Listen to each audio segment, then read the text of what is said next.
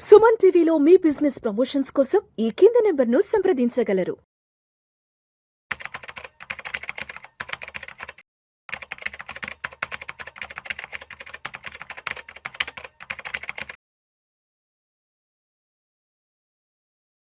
ప్రేక్షకులకి మీ రామచంద్రమూర్తి నమస్కారాలు. ఇవాళ ఈ వీడియోలో మనం gold, silver, copper, crude commodities ఎలా ఉన్నాయో చూద్దాం. గోల్డ్ ఇప్పుడు ప్రెసెంట్ 4640 దగ్గర ఇంటర్నేషనల్గా ఉంది. $4640 అంటే ఇవాళ $168 తగ్గింది, 3.5% తగ్గింది. అలాగే ఇండియాలో చూస్తే దాదాపు 4600 తగ్గి 1,45,000 దగ్గర ట్రేడ్ అవుతుంది. అలాగే సిల్వర్ చూస్తే ఇంటర్నేషనల్గా సిల్వర్ వచ్చి 71 దగ్గర $71 దగ్గర ఉంది. అలాగే ఇండియాలో చూస్తే 2,32,000 దగ్గర ఉంది. దాదాపు 14,000 మైనస్ అయింది. సో ఇప్పుడు ఏమైంది, నెక్స్ట్ భవిష్యత్తు ఏంటి, గోల్డ్ సిల్వర్ ఏం జరుగుతుంది, ఎందుకు తగ్గుతున్నాయి, మళ్ళీ 2 రోజుల క్రితం చూస్తే విపరీతంగా పెరిగిన గోల్డ్ సిల్వర్ రేట్లు ఇప్పుడు ఎందుకు తగ్గుతున్నాయి ఏంటి అని చూసుకుంటే, మెయిన్ ఇవాళ జరిగేది ఏంటంటే క్రూడ్ బాగా పెరిగింది. బ్రెంట్ క్రూడ్ వచ్చి $109కి వెళ్ళిపోయింది. అలాగే ఇంటర్నేషనల్గా చూసుకుంటే క్రూడ్ ఆయిల్ దాదాపు 8% పెరిగింది.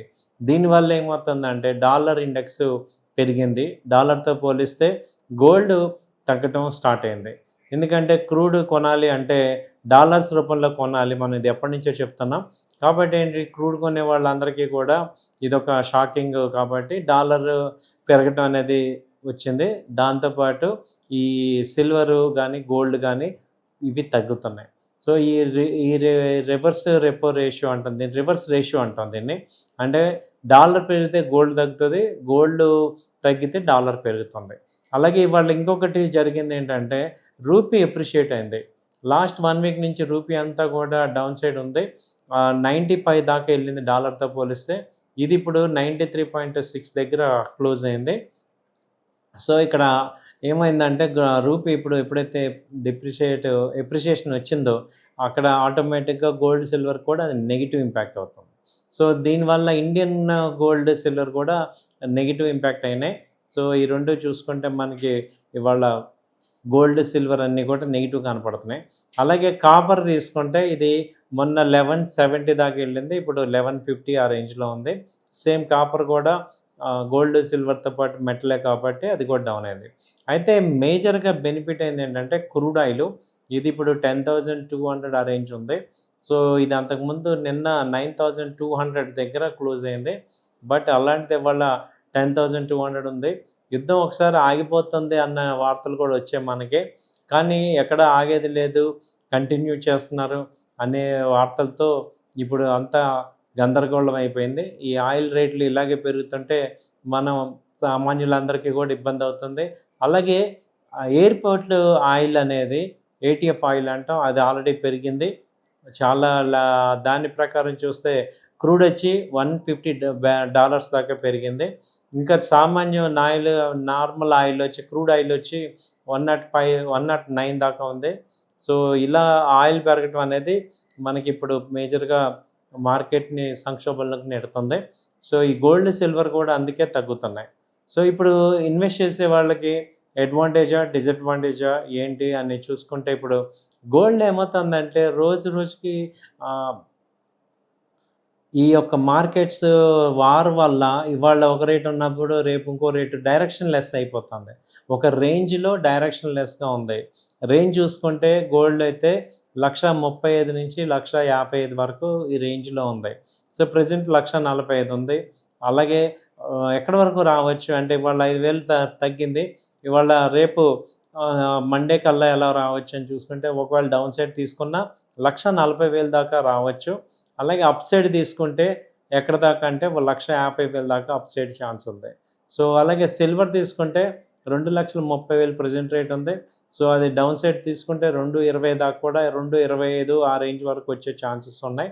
అలాగే అక్కడి నుంచి పెరిగితే ఇప్పుడు 2,50 దాకా పెరిగే ఛాన్సెస్ ఉన్నాయి. ఇలా గోల్డ్ అండ్ సిల్వర్ రేట్లు ఫ్లక్చుయేషన్ అవుతున్నాయి బాగా, ఒక డైరెక్షన్ లేదు. కాబట్టి ఏంటంటే మనకి ఇన్వెస్ట్ చేసే వాళ్ళు ఏంటంటే బై అండ్ డిప్స్ లాగా కొద్దిగా ఇన్వెస్ట్ చేసుకోవాలి. ఇన్వెస్ట్ చేసుకోవటం వల్ల మనకి అడ్వాంటేజ్ ఉంటుంది. ఇప్పుడు చాలామంది అడిగేది ఏంటంటే గోల్డ్ 22 క్యారెట్స్ బెటరా, 24 క్యారెట్స్ బెటరా, లేకపోతే బిస్కెట్ బెటరా, లేకపోతే ఏ రకంగా స్టోర్ చేసుకోవచ్చు అని అడుగుతున్నారు.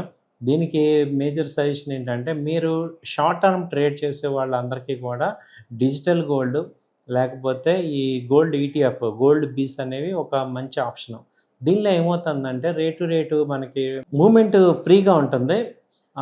ఈ జిఎస్టీ ఉండదు. అలాగే మనకి గోల్డ్ బయట కొనడానికి మళ్ళీ అమ్మటానికి తరుగు ఇవన్నీ మనకి వేస్తారు.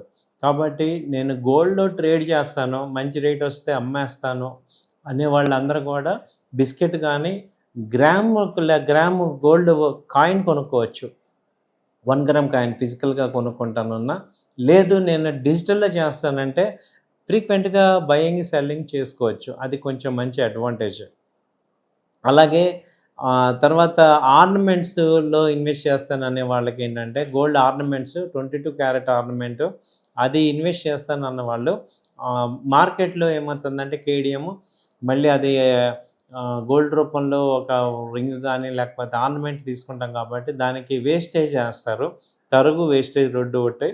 దాటితో పాటు బిల్లు మీద జిఎస్టీ ఉంటుంది. కాబట్టి ఇవన్నీ కూడా మనకి లాస్ అవుతాం. సో గోల్డ్ పెరిగినప్పుడు మీకు రేట్ వస్తుంది, కానీ ఆ గోల్డ్ ఎన్కాష్ చేసుకోవాలంటే మాత్రం దాదాపు ఒక 5% నుంచి 8% గోల్డ్ మనకి ఎక్కువ రేట్ పెట్టి కొనాల్సి వస్తుంది. సో కాబట్టి గోల్డ్ తగ్గింది ఇన్వెస్ట్ చేద్దాం అనేవాళ్ళు ఆర్నమెంట్లు ఇన్వెస్ట్ చేస్తే మాత్రం ఒకసారి పెట్టిన ఆర్నమెంట్ మళ్ళీ రాదు. అలా కాకుండా ఓన్లీ దీనిలో ఇన్వెస్ట్ చేస్తాను, ట్రేడింగ్ చేస్తాను అనే వాళ్ళకి ఇది ఒక అడ్వాంటేజ్. కాబట్టి మీరు దేనిలో ఇన్వెస్ట్ చేయాలి అనేది క్లియర్గా ఉండండి. అలాగే సిల్వర్ కూడా చాలామంది బ్రిక్లో కొంటాం అంటున్నారు.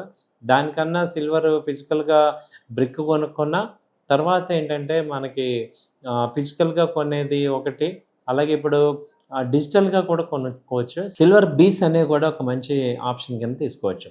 థ్యాంక్ యూ అండి. నమస్తే.